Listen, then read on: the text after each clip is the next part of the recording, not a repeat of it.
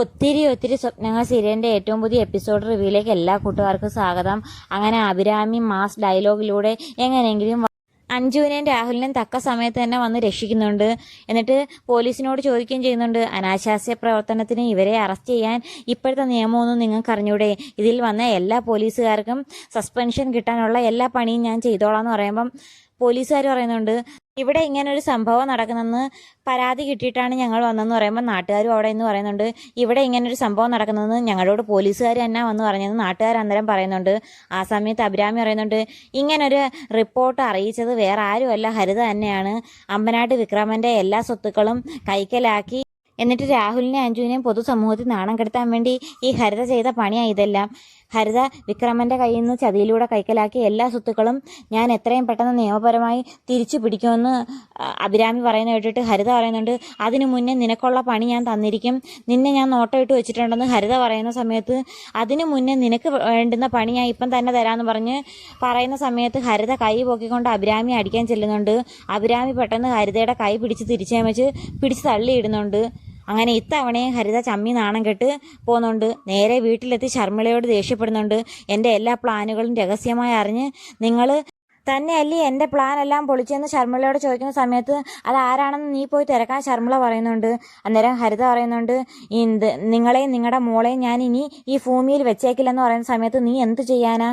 എനിക്കോ എൻ്റെ മോക്കോ എന്തെങ്കിലും പറ്റിക്കഴിഞ്ഞാൽ അതിന് ഉത്തരവാദി നീ മാത്രമായിരിക്കുമെന്ന് ഞാൻ അറിയിക്കേണ്ടവരെയെല്ലാം അറിയിച്ചിട്ടുണ്ടെന്ന് ശർമ്മിള പറയുന്ന സമയത്ത് ഹരിത പറയുന്നുണ്ട്, നിങ്ങൾ ആരെ അറിയിച്ചാലും നിങ്ങൾക്കും നിങ്ങളുടെ മോക്കും നല്ല പണി ഞാൻ തന്നിരിക്കുമെന്ന് ഹരിത പറയുന്ന സമയത്ത് ശർമ്മിള പറയുന്നു, ഇതിലും വലിയ ആളായിരുന്നു ഇപ്പം ജയിലിൽ കിടക്കുന്നത്, നിനക്കറിയില്ലേ? അതുപോലെ നിന്നെയാണോ ഞാൻ പേടിക്കുന്നതെന്ന് പറഞ്ഞുകൊണ്ട് ശർമ്മിള തിരിച്ച് തർക്കിക്കുന്നുണ്ട്. ഈ സമയത്താണെങ്കിൽ അഞ്ജുവിന് സന്തോഷം അടക്കാൻ വയ്യാതെ അഭിരാമിയെ പോയി കെട്ടിപ്പിടിക്കുന്നുണ്ട്. എന്നിട്ട് അഞ്ജു പറയുന്നുണ്ട്, നീ ഇതെല്ലാം എങ്ങനെ അറിഞ്ഞു? നീ തക്ക സമയത്ത് വന്ന് എന്നെ രക്ഷിച്ചതുകൊണ്ട് എൻ്റെ ജീവൻ രക്ഷപ്പെട്ടു, അല്ലായിരുന്നെങ്കിൽ ഞാൻ ജീവിച്ചിരുന്നിട്ട് കാര്യമില്ലായിരുന്നെന്നും പറഞ്ഞ് അഞ്ജു കരയുന്നുണ്ട്. അന്നേരം അഭിരാമി അഞ്ജുവിനെ സമാധാനിപ്പിച്ചിട്ടുണ്ട്, പറയുന്നുണ്ട്, ഞാനിതെല്ലാം വർഷ പറഞ്ഞിട്ടാണ് അറിഞ്ഞത്, എന്നാലും താൻ എല്ലാ കാര്യങ്ങളും എന്നോട് മറച്ചു വെച്ചത് എനിക്ക് ചെറിയ പിണക്കമുണ്ട്. എൻ്റെ പിണക്കം മാറണമെങ്കിൽ എനിക്ക് വിശക്കുന്നുണ്ട്, എനിക്ക് എന്തെങ്കിലും കഴിക്കാൻ തരണം, അല്ലെങ്കിൽ ഞാൻ നിന്നെ തിന്നുമെന്നും പറഞ്ഞുകൊണ്ട് അഭിരാമി പറയുന്ന സമയത്ത് രാഹുലും അഞ്ജുവും ഒക്കെ ചിരിക്കുന്നുണ്ട്. താനൊരു വക്കീലാണെന്ന് പറയുന്നുണ്ടെങ്കിലും ഇന്നാണ് എനിക്കത് വിശ്വാസമായെന്ന് പറഞ്ഞ് അഞ്ജു അഭിരാമിയെ അകത്തോട്ട് വിളിച്ചുകൊണ്ട് പോയി ഫുഡൊക്കെ കൊടുക്കുന്നുണ്ട്. അന്നേരം അഭിരാമി പറയുന്നുണ്ട്, മല്ലിക ആൻറ്റി എല്ലാ സത്യങ്ങളും കണ്ട് ഈ കാര്യങ്ങളെല്ലാം എല്ലാവരോടും പറഞ്ഞപ്പോൾ ആ പാവ ആൻറ്റിയെ എല്ലാവരും കൂടി കളിയാക്കി. അങ്ങനെ അഞ്ജുവിനെ കാണാൻ വീട്ടിലെത്തിയ കള്ളൻ രാഹുലേട്ടനായിരുന്നു എന്നും ചോദിച്ചുകൊണ്ട് രാഹുലിനോട് ചോദിക്കുന്ന സമയത്ത് രാഹുൽ ചിരിക്കുന്നുണ്ട്. ഈ സമയത്ത് അഭിരാമി പറയുന്നുണ്ട്, ഇത്തവണയും വർഷയോട് എല്ലാ കാര്യങ്ങളും വിളിച്ചു പറഞ്ഞത് ശർമ്മിള ആൻറ്റിയാണ്. ഹരിതയുടെ എല്ലാ പ്ലാനും ശർമ്മിള ആൻറ്റിയോട് പറഞ്ഞ് ശർമ്മിള ആൻറ്റിക്ക് ഒന്നും ചെയ്യാൻ പറ്റാത്ത സമയത്ത് ശർമ്മിള പെട്ടെന്ന് എങ്ങനെയെങ്കിലും വർഷയെ വിളിച്ചു പറഞ്ഞു. അങ്ങനെ വർഷ എന്നോട് പറഞ്ഞു കഴിഞ്ഞപ്പോൾ ഞാൻ എത്രയും പെട്ടെന്ന് പോയി രജിസ്റ്റർ ഓഫീസിൽ പോയി നിങ്ങളുടെ രജിസ്റ്റർ മാരേജിൻ്റെ സർട്ടിഫിക്കറ്റും ഫോട്ടോയും എല്ലാം സംഘടിപ്പിച്ച് നേരെ ഇവിടെ വന്നു. അങ്ങനെ എല്ലാ കാര്യങ്ങളും നല്ല രീതിയിൽ അവസാനിച്ചെന്ന് അഭിരാമി പറയുന്നുണ്ട്. പിന്നെയും അഞ്ജു സന്തോഷം കൊണ്ട് അഭിരാമിയെ പോയി കെട്ടിപ്പിടിക്കുമ്പം അഭിരാമി പറയുന്നുണ്ട്, താൻ എന്നെ ഒന്ന് വിടണമെന്ന് പറയുന്നുണ്ട്. അന്നേരം അഞ്ജു ചോദിക്കുന്നുണ്ട്, തൻ്റെ പിണക്കം ഇതുവരെ മാറിയില്ലയോ എന്ന് ചോദിക്കുമ്പം അഭിരാമി പറയുന്നുണ്ട്, താൻ ഇങ്ങനെ എന്നെ കെട്ടിപ്പിടിച്ചുകൊണ്ടിരുന്നാൽ എൻ്റെ കൈ അനക്കാൻ പറ്റുന്നില്ല, കൈ അനക്കാതെ ഞാൻ എങ്ങനെ ഫുഡ് കഴിക്കുന്നേ എന്ന് ചോദിക്കുന്ന സമയത്ത് എല്ലാവരും ചിരിക്കുന്നുണ്ട്. അങ്ങനെ അഭിരാമിയുടെ ഇഷ്ടത്തിനുള്ള ബർഗറും അതും ഇതൊക്കെ അഭിരാമിക്ക് നൽകുന്നുണ്ട്. അന്നേരം അഭിരാമി പറയുന്നുണ്ട്, വിവേകേട്ടനും വർഷ എവിടെ ആയെന്നൊന്ന് വിളിച്ചു ചോദിക്കാം, വിവേകേട്ടനോടും വർഷയോടും ഇവിടുത്തെ കാര്യങ്ങളെല്ലാം പറയേണ്ടതെന്ന് പറഞ്ഞുകൊണ്ട് നേരെ വിവേകിനെയും വർഷയും വിളിക്കുന്നുണ്ട്. ഈ സമയത്ത് വിവേകും വർഷയാണെങ്കിൽ നാരായണിയമ്മയെ കാണാൻ പോയിരിക്കുമായിരുന്നു. അന്നേരം നാരായണിയമ്മ വർഷയോട് പറയുന്നുണ്ട്, നിന്റെ കൂടെ വന്ന ചെറുക്കന് നിന്നോടുള്ള സ്നേഹം കണ്ടിട്ട് വളരെ ആത്മാർത്ഥമാണെന്ന് തോന്നുന്നു, അവനെങ്ങാനും നിന്നെ ഇഷ്ടമാണെന്ന് പറയുകയാണെങ്കിൽ നീ ഒരിക്കലും നോയെന്നൊന്നും പറയരുത്, ശ്രീനാഥിനെ ഓർത്ത് ഇനിയും നിന്റെ ജീവിതം കളയാതെ നീ സന്തോഷമായിട്ട് ജീവിക്കണമെന്ന് നാരായണിയമ്മ പറയുന്നുണ്ട്. ആ സമയത്ത് വർഷയൊന്ന് ചിന്തിക്കുന്നുണ്ട്. ഈ സമയത്ത് നാരായണിയമ്മ പറയുന്നുണ്ട്, ഇനിയും ശ്രീനാഥിനെ ചിന്തിച്ചുകൊണ്ടിരിക്കുന്നത് മണ്ടത്തരമാണ്, ഞാൻ അന്ന് കൊച്ചി വന്ന് കണ്ടപ്പോഴേ എനിക്ക് മനസ്സിലായതാ, നീ എത്തിയിരിക്കുന്നത് ഏറ്റവും നല്ല വീട്ടിൽ തന്നെയാണ്, നീ ഇനി എങ്ങനെയെങ്കിലും അവിടെ തന്നെ താമസിക്കണം, സന്തോഷത്തോടെ ജീവിക്കണമെന്നൊക്കെ നാരായണിയമ്മ വർഷയെ പറഞ്ഞ് മനസ്സിലാക്കുന്നുണ്ട്. ഈ സമയത്ത് വർഷയ്ക്ക് വേണ്ടി വിവേക് എവിടെയോ പോയി കുറേ കണ്ണിമാങ്ങയൊക്കെ കൊണ്ടുവന്ന് വർഷയ്ക്ക് കൊടുക്കുന്നുണ്ട്. അങ്ങനെ വിവേകിന് വർഷയോടുള്ള സ്നേഹം കണ്ടിട്ട് നാരായണിയമ്മ മനസ്സിൽ ചിന്തിക്കുന്നുണ്ട്, എൻ്റെ നളിനി, നിൻ്റെ മോള് വർഷയുടെ ജീവിതം എന്തായാലും രക്ഷപ്പെട്ടു, അവളിനി നന്നായി ജീവിക്കും എന്ന് മനസ്സിൽ ചിന്തിക്കുന്നുണ്ട്. ഈ സമയത്ത് വിവേകിനാണെങ്കിൽ ടൗണിൽ താമസിച്ചത് കൊണ്ട് തന്നെ മാങ്ങയും അതും ഇതൊക്കെ കാണുമ്പം പ്രത്യേക ഒരു എക്സൈറ്റ്മെൻറ്റിൽ വർഷയ്ക്കും അത് നൽകാൻ ശ്രമിക്കുന്ന സമയത്ത് വർഷയാണെങ്കിൽ അവിടെ താമസിച്ച് അതെല്ലാം കഴിച്ച് കിടക്കുകയായതുകൊണ്ട് അതിനൊരു പ്രത്യേകതയും തോന്നിക്കുന്നില്ല. അങ്ങനെ വർഷ വിവേനെ കളിയാക്കുകയും ചെയ്യുന്നുണ്ട്. എന്നിട്ട് വർഷ നാരായണി അമ്മയോട് പറയുന്നുണ്ട്, ഇനി ഇങ്ങോട്ടേക്ക് ഒരു മടക്കമില്ല. അമ്മയുടെയും ആർച്ചയുടെയും എല്ലാവരുടെയും ഓർമ്മ മനസ്സിൽ വെച്ചുകൊണ്ട് ഞാൻ പോകുകയാണ്, ഇനി ഇങ്ങോട്ട് വരില്ലെന്ന് പറയുന്നുണ്ട്. അന്നേരം നാരായണി അമ്മയും പറയുന്നുണ്ട്, മോൾ ഇനി ഇങ്ങോട്ട് വരണ്ട, എങ്ങനെയെങ്കിലും സന്തോഷത്തോടെ സുഖമായി ജീവിക്കാൻ പറഞ്ഞ് അവരെ യാത്രയാക്കുന്നുണ്ട്.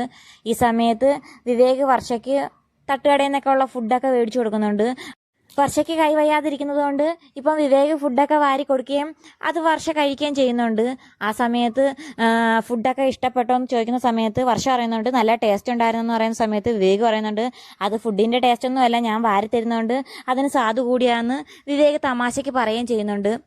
അങ്ങനെ അവർ കൈ കഴുകിക്കൊണ്ടിരുന്ന സമയത്താണെങ്കിൽ അഭിരാമി വർഷയെ വിളിക്കുന്നുണ്ട്. ആ സമയത്ത് വിവേക് ഫോൺ എടുത്തിട്ട് പറയുന്നുണ്ട്, സ്പീക്കറിൽ ഇട്, അതാകുമ്പോൾ അവിടുത്തെ കാര്യങ്ങൾ എനിക്കും അറിയാമല്ലോ എന്ന് പറയുന്നുണ്ട്. അങ്ങനെ വർഷ സ്പീക്കറിൽ ഫോൺ ഓൺ ചെയ്യുന്ന സമയത്താണെങ്കിൽ അഭിരാമി വർഷയോടും വിവേകിനോടും പറയുന്നുണ്ട്, ഞാൻ തക്ക സമയത്ത് തന്നെ വന്ന് രാഹുലിനെ അഞ്ജുവിനെയും രക്ഷിച്ചു, ഞാൻ വന്നില്ലായിരുന്നെങ്കിൽ കാണാമായിരുന്നു. ഇപ്പം എന്തായാലും അഞ്ജുവിന് എൻ്റെ വില മനസ്സിലായി, ഞാനൊരു വക്കീലാണെന്ന് ഇപ്പോഴാണ് അഞ്ജുവിന് ബോധ്യമായെന്നൊക്കെ തമാശയ്ക്ക് പറയുന്നുണ്ട്. ആ സമയത്ത് വിവേകും വർഷയും ചിരിക്കുന്നുണ്ട്.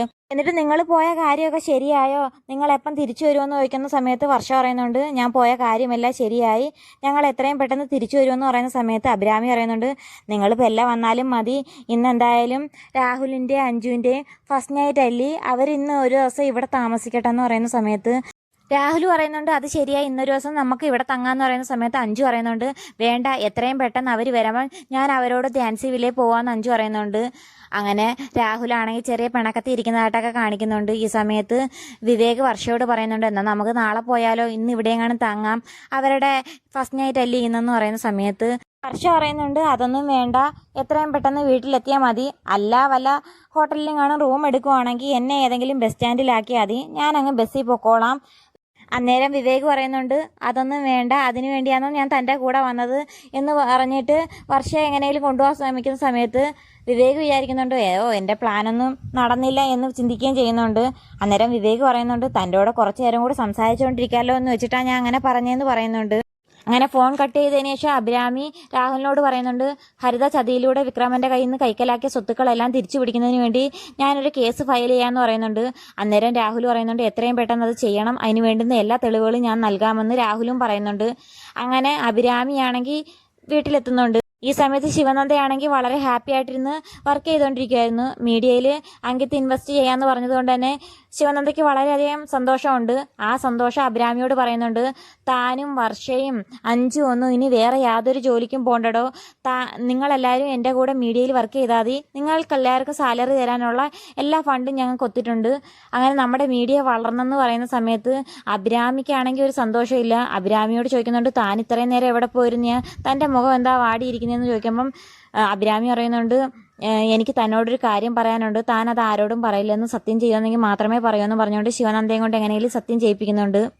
അന്നേരം അഭിരാമി പറയുന്നുണ്ട്, ഒരു കാരണവശാലും അപ്പുറത്തെ വസുന്ധര ആൻറ്റി ആരും അറിയരുതെന്ന് പറയുന്ന സമയത്ത് ശിവനന്ദ പറയുന്നുണ്ട്, ഞാനിത് ആരോടും പറയില്ല, താൻ എന്തുവാന്ന് വെച്ചാൽ പറയാൻ പറയുന്നുണ്ട്. അന്നേരം അഭിരാമി ഇങ്ങനെ രാഹുലും അഞ്ജു വിവാഹം കഴിച്ചതും അതുപോലെ വർഷ വിളിച്ച് പറഞ്ഞതും അഞ്ജുവിനെയും രാഹുലിനെയും രക്ഷിച്ച എല്ലാ കാര്യങ്ങളും ശിവനന്ദയോട് പറയുന്നുണ്ട്.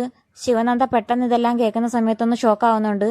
പെട്ടെന്ന് ശിവനന്ദ വളരെ ദേഷ്യത്തിൽ ചോദിക്കുന്നുണ്ട്, അപ്പം നിങ്ങളെല്ലാവരും കൂടി ചേർന്നുകൊണ്ട് എന്നെ ചതിക്കുമായിരുന്നല്ലേ, അപ്പം വിവേകും വർഷവും തനിച്ചാണോ വയനാട്ടിൽ പോയതെന്ന് ചോദിക്കുന്നുണ്ട്. അന്നേരം അഭിരാമി പറയുന്നുണ്ട്, താനെന്തിനാ ഇത്ര പാനിക്കാവുന്നത്, അവരിപ്പോൾ ഇനി വരില്ലേന്ന് ചോദിക്കുന്ന സമയത്ത് ശിവനന്ദ പറയുന്നുണ്ട്, ഞാൻ വിവാഹം കഴിക്കാൻ പോകുന്ന ഒരാളോട് തനിച്ചൊരു പെണ്ണിനെ പറഞ്ഞുവിടാൻ എനിക്ക് താല്പര്യമില്ല, അങ്ങനെ നിങ്ങളെല്ലാവരും കൂടി എന്നെ ചതിക്കുമായിരുന്നു എന്ന് ചോദിച്ചുകൊണ്ട് ശിവനന്ദ വളരെയധികം ദേഷ്യപ്പെടുന്നുണ്ട്.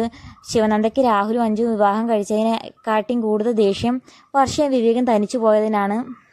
ഇനി നിങ്ങളോടൊപ്പം താമസിക്കാൻ താല്പര്യമില്ലെന്ന് പറഞ്ഞുകൊണ്ട് ശിവനന്ദ എല്ലാ സാധനങ്ങളും പാക്ക് ചെയ്തുകൊണ്ട് ഇറങ്ങാൻ പോകുന്ന സമയത്ത് അഭിരാമി പറയുന്നുണ്ട്, ഞാൻ എന്തെങ്കിലും പറഞ്ഞത് തെറ്റായിട്ടുണ്ടെങ്കിൽ താൻ അങ്ങ് ക്ഷമിച്ചു കളാ, താൻ എന്തുമായി കാണിക്കുന്നതെന്നൊക്കെ ചോദിക്കുന്നുണ്ട്. അതൊന്നും കേൾക്കാതെ ശിവനന്ദയാണെങ്കിൽ എല്ലാ സാധനവും വാരിക്കൊണ്ട് വീട്ടിൽ നിന്ന് ഇറങ്ങുന്ന സമയത്താണ് എപ്പിസോഡ് അവസാനിക്കുന്നത്. ശിവനന്ദ വീട്ടിൽ നിന്ന് പോകുമോ ഇല്ലയോ എന്ന് കാത്തിരുന്ന് തന്നെ കാണാം. അപ്പോൾ വീഡിയോ ഇഷ്ടമായ ചാനൽ സബ്സ്ക്രൈബ് ചെയ്യാനും സപ്പോർട്ട് ചെയ്യാനും മറക്കല്ലേ കൂട്ടുകാരെ.